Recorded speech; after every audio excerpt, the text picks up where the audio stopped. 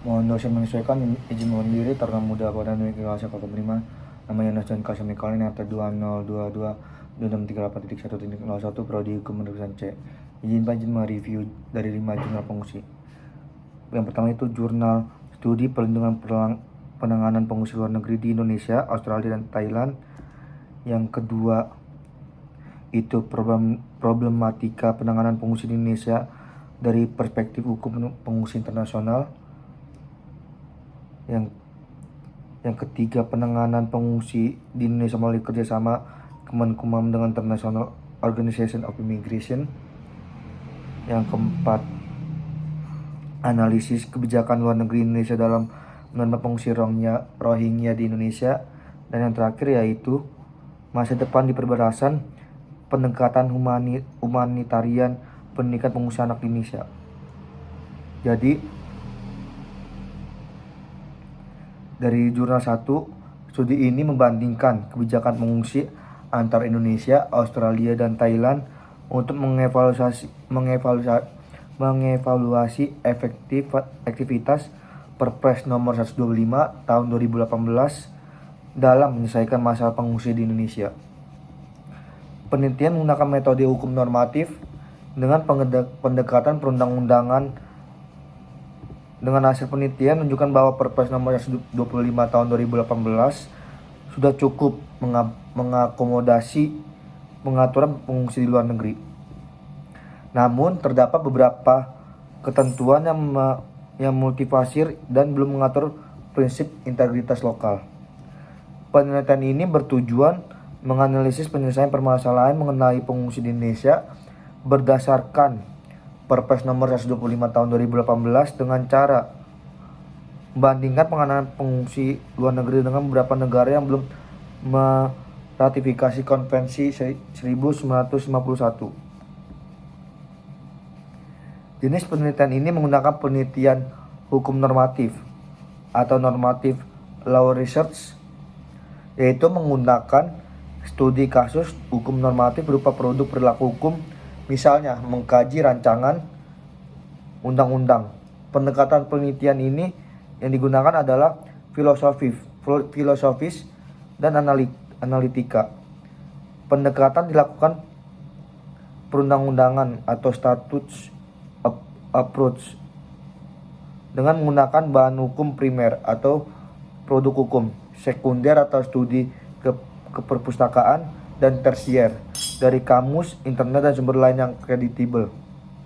Adapun teknik analisis yang digunakan adalah hermeneutika hukum, yaitu metode penafsiran hukum yang ditujukan untuk mendapatkan kejelasan dari studi hasil, dan hasil penelitian menyimpulkan bahwa Perpres nomor 125 tahun 2016 telah cukup mengakomodasi peraturan pengungsi luar negeri.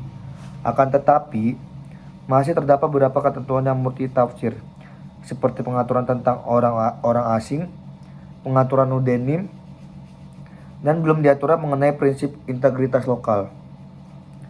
Adapun implementasi di negara Australia lebih tegas dibandingkan dengan negara Thailand dan Indonesia. Australia sendiri menegaskan pemulangan paksa jika terdeteksi mengancam kedaulatan negara, sedangkan Thailand memberikan akses kepada pengungsi luar negeri untuk mengajukan permohonan agar dapat tinggal dan menetap di Indonesia, di negara sendiri. Yang kedua, dari jurnal yang saya dapat yaitu penelitian ini mengkaji penanganan pengungsi di Indonesia dan dampak hukum dan tidak meratifikasi Konvensi Pengungsi 1951 dan Protokol 1967. Hasilnya menunjukkan bahwa penanganan pengungsi Indonesia telah memenuhi beberapa prinsip utama konvensi seperti non-refoulement dan non-discrimination. Namun sebagai negara transit, Indonesia mengalami penumpukan pengungsi karena ketidakpastian proses pemberian status oleh UNHCR dan perbatasan penerimaan oleh negara ketiga. Penelitian ini bertujuan untuk mengkaji permasalahan mengenai problematika penanganan arus pengungsi Indonesia menurut perspektif hukum pengungsi internasional dan akibat hukum ketika Indonesia tidak melakukan ratifikasi perjanjian Konvensi Pengungsi 1951. dan Protokol Pengungsi 1967 mengenai status pengungsi terhadap hukum pengungsi internasional. Metode yang digunakan dalam penelitian ini adalah penelitian hukum normatif atau doktrinal dengan menggunakan pendekatan status approach. Dan berdasarkan hasil penelitian menunjukkan bahwa pertama, tindakan penekanan pengungsi Indonesia dari perspektif hukum pengungsi, Indonesia sudah mewujudkan beberapa prinsip yang terpenting dari Konvensi 1957 dengan status pengungsi, yaitu tidak memulangkan, tidak mengusir, dan tidak membedakan, dan juga tidak melakukan tindak pidana bagi para pengungsi yang masuk ke wilayah Indonesia. Lalu dari jurnal ketiga, penelitian ini membahas mengenai kerjasama antara Kementerian Hukum dan HAM dengan International Organization of Migration atau IOM dalam menangani pengungsi Indonesia selama 2012 sampai 2022. Tujuan ini adalah untuk mengetahui sejauh mana kerjasama Kemenkumham dengan International Organization of Immigration atau IOM dalam mengenai pengungsi Indonesia selama kurun waktu 10 tahun terakhir. Penelitian ini merupakan penelitian kuantitatif dengan menggunakan pendekatan deskriptif.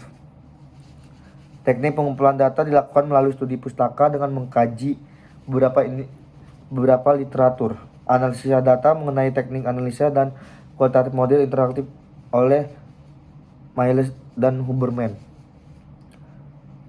Lalu penelitian keempat, ini membahas bagaimana keputusan Indonesia pada tahun 2015 untuk menerima pengungsi Rohingya kontras dengan penolakan sebelumnya dan keputusan Thailand dan Malaysia untuk tidak menerima mereka. Penelitian ini menggunakan metode kualitatif dan perspektif hukum, human security, dan faktor determinan eksternal dan internal dalam kebijakan luar negeri. Temuan menunjukkan bahwa tekanan internasional, peranan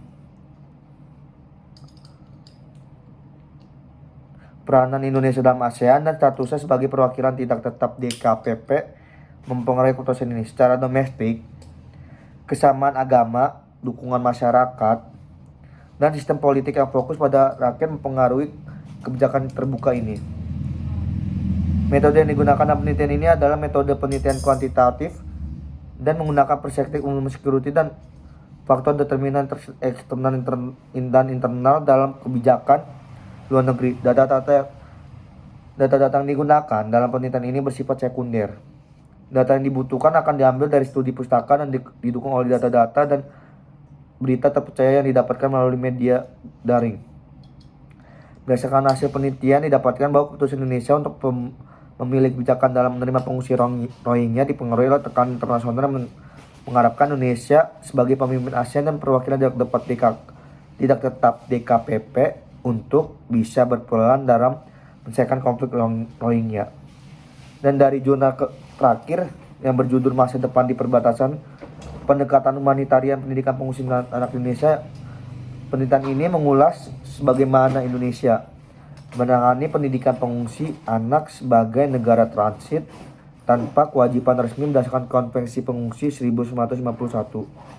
Meskipun demikian, pemerintah Indonesia memberikan perhatian pada pendidikan anak pengungsi, didorong oleh pendekatan humanitarian dan nilai kemanusiaan yang semakin penting dalam konteks globalisasi.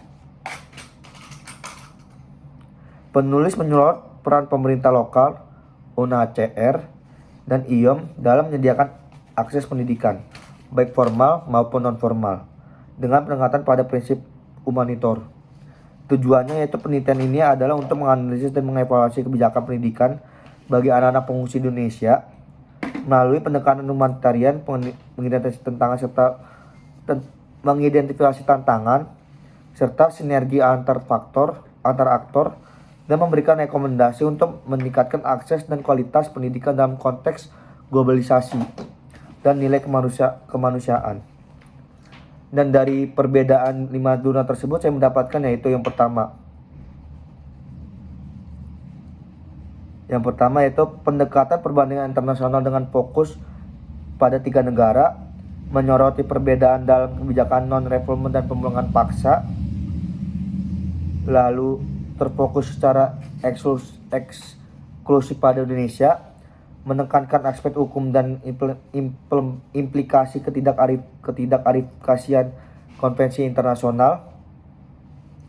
Lalu fokus pada kerjasama antar lembaga dalam penanganan pengungsi, menggunakan data kuantitatif dan dari literatur dan studi pustaka, fokus pada kebijakan luar negeri dan keputusan politik, serta menggabungkan analisis tekanan internasional dan faktor domestik. Lalu ada juga perbedaan dari fokus pada pendidikan anak pengungsi dan pendekatan humanitarian, dan menekankan pentingnya prinsip kemanusiaan dalam penanganan pendidikan dalam pengungsi. Siap Pak, siap, terima kasih Pak.